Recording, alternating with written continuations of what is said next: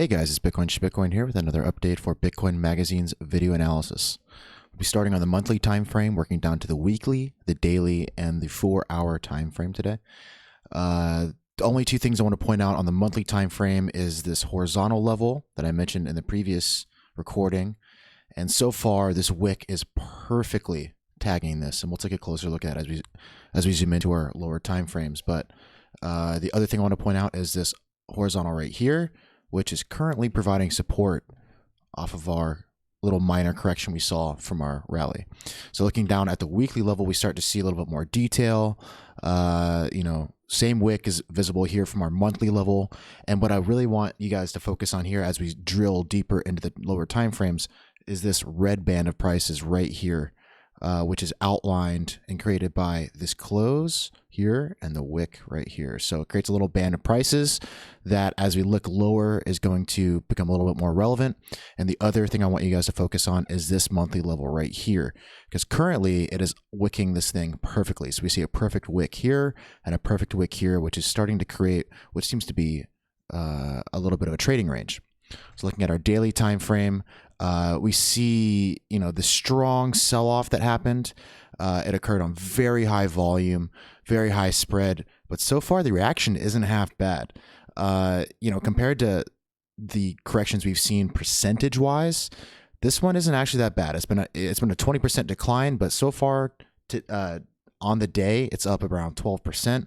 So the buying response off of our current low is quite bullish. Looking at the 4-hour time frame, we get all the detail that we're looking for here. So we see this monthly level here that we rejected on very high volume and very high spread. We saw this gigantic wick take out a lot of stops here, and the market kind of just followed through. But ultimately, it found perfect support on this monthly level here. And something that I want you guys to notice here is that not only do we find perfect support on our wick, but the 4-hour close found really nice support on our prior range here. So prior range was topped out around here, and we can see that we had really nice close, this tweezer bottom kind of thing, bottomed out on very high volume and started to bounce. And what we see here is our current 4-hour level is finding support on this weekly band of prices. So again, I'll zoom back out to the weekly time frame.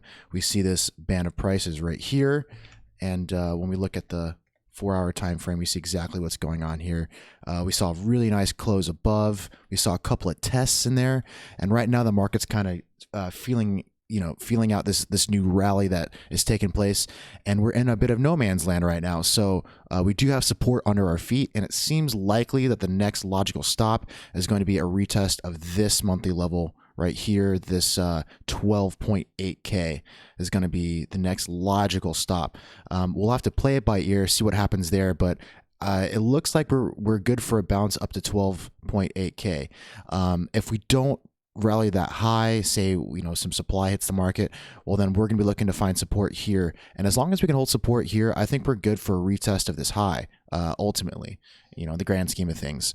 But if this thing gives way, if this band of prices gives way, then I suspect the rejection to be pretty violent, and I would expect to see a ride down to about 9.9 to about 9.5K. But so far, the buying response is pretty nice. The bounce is, it's not really tapering off in volume or anything. It's pretty flat. And yeah, we're finding support where we want to find support. We found support on a 4-hour level here, found macro support on our monthly level here, and then again, support on our weekly level here.